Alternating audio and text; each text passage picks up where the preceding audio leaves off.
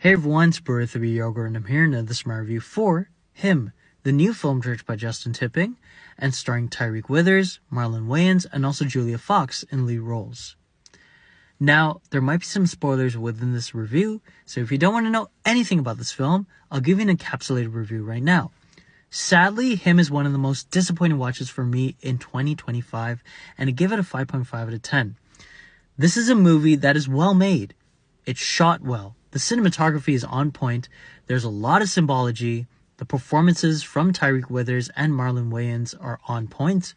But sadly, this is one of those movies that is heavily prioritizing style over its unique and kind of interesting substance. But that substance is drowned out by its emphasis on focusing too much on its visuals. And sadly, Him is a very disappointing watch for me.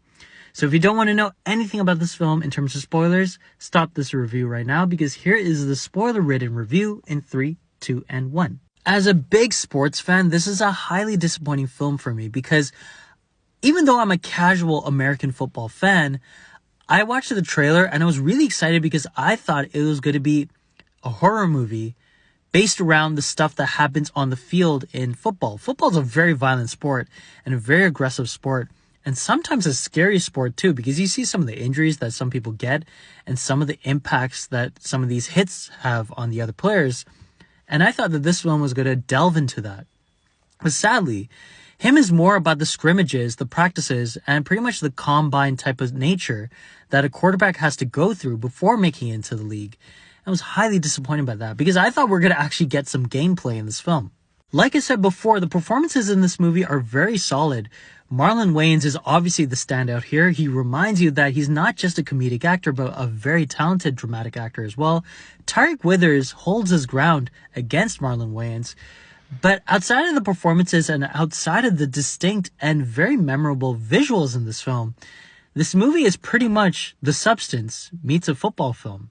But yeah, the visuals and the symbology in this movie are very distinct and very memorable. But the problem is it's very overt and too much emphasis is placed upon those things. And even on this poster, I didn't really realize, but Marlon Wayans has horns there. I just felt like a lot of the emphasis on this film was on the visuals and not on the story.